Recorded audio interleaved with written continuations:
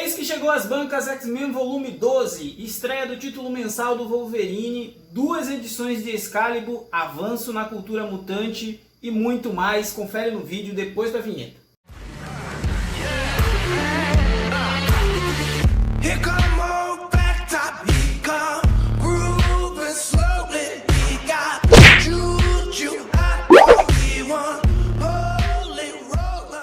Queridos amigos, então vamos falar de X-Men Volume 12. Essa edição ela tem algumas novidades e tem um peso aqui nessa história bem diferente.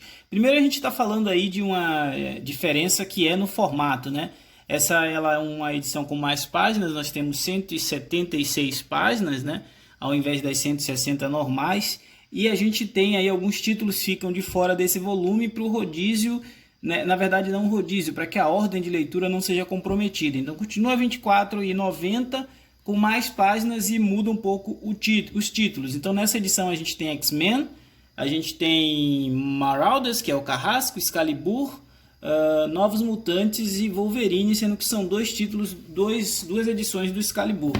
A primeira história, a história dos Novos Mutantes, é uma história onde o Jonathan Hickman escreve com a arte do Rod Reis. É uma história bem interessante, onde a gente tem a participação dos Novos Mutantes na saga de sucessão do Império Shi'ar. Então a Imperatriz Rapina, ela se tornou conselheira da sobrinha dela, filha da Lilandra, com o Professor Xavier, que é a Chandra. E essa jovem ela vai ser a nova regente do Império no lugar do Gladiador, né?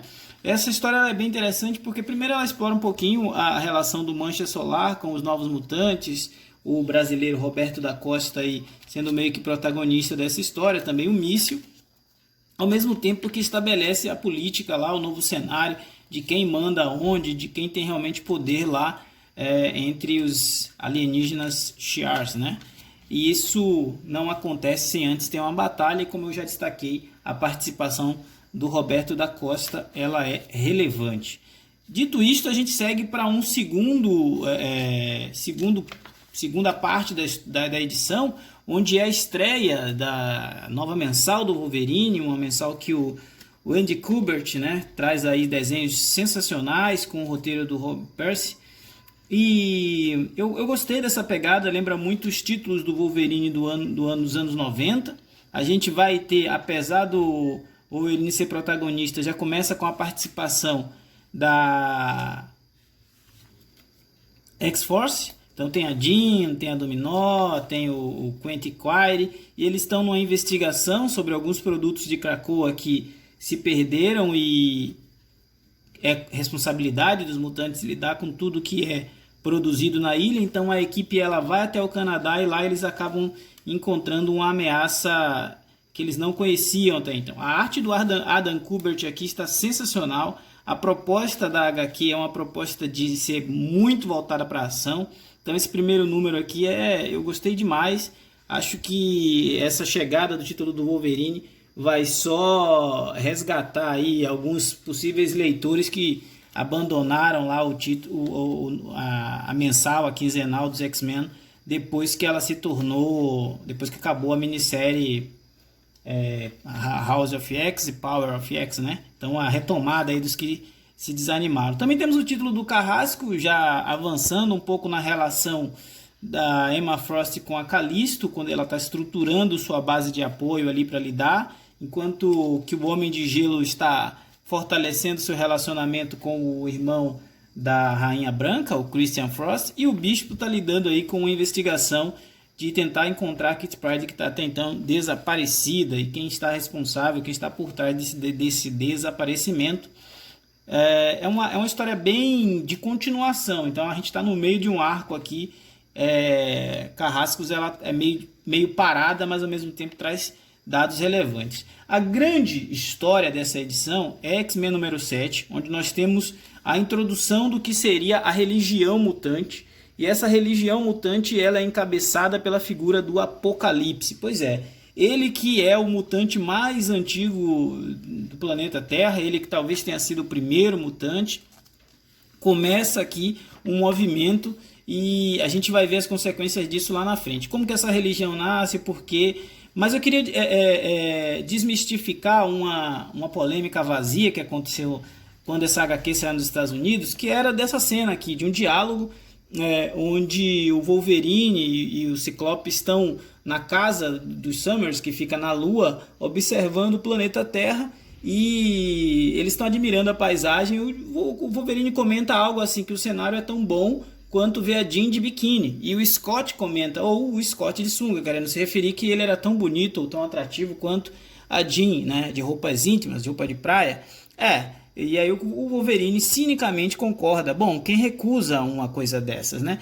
Isso fez muita gente lá atrás dizer que os dois estavam tendo um caso, que era um relacionamento homossexual, enfim. Mas ao meu entender, ao meu ver aqui, trata-se apenas do personagem sendo cínico.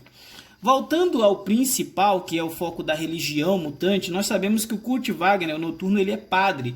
Então ele é uma espécie de guia aqui para o Ciclope, porque a gente está prestes a ver um novo movimento cultural em Krakoa. Por quê? Porque alguns mutantes perderam o poder durante a saga Dinastia M.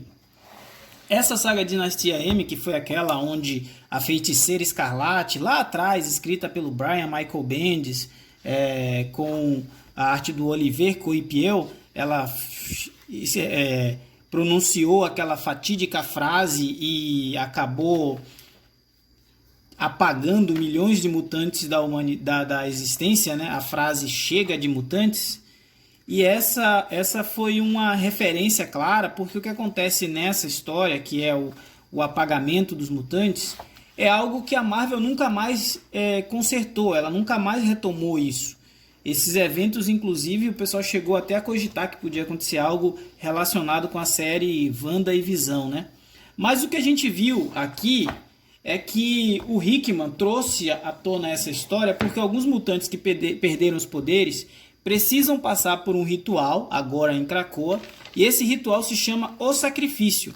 Então, aqueles que estavam vivos na Dinastia M, perderam os poderes e não recuperaram, eles precisam morrer para ser ressuscitado pelo sistema de clonagem que foi desenvolvido em Krakoa, e a partir desse sistema de clonagem a pessoa retorna com seus poderes restabelecidos. Tudo isso é mostrado aqui.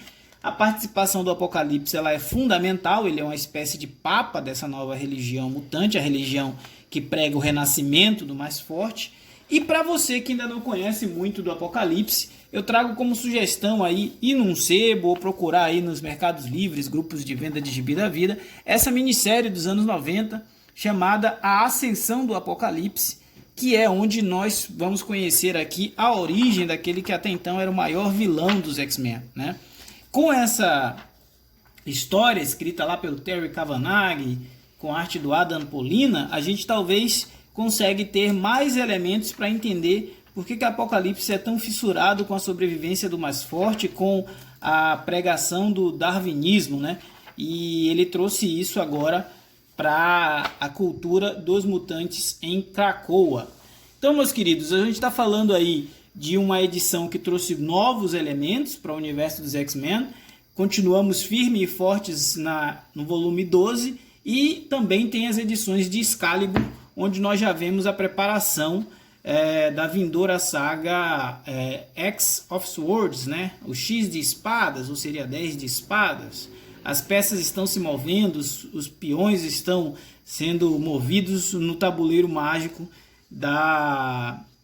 do universo aqui da Marvel. E aqui também a gente tem uma grande participação, até porque um dos líderes da equipe é o Apocalipse, mas a gente percebe que a Capitã Britânia e a família Braddock também vai ter um papel relevante a desempenhar.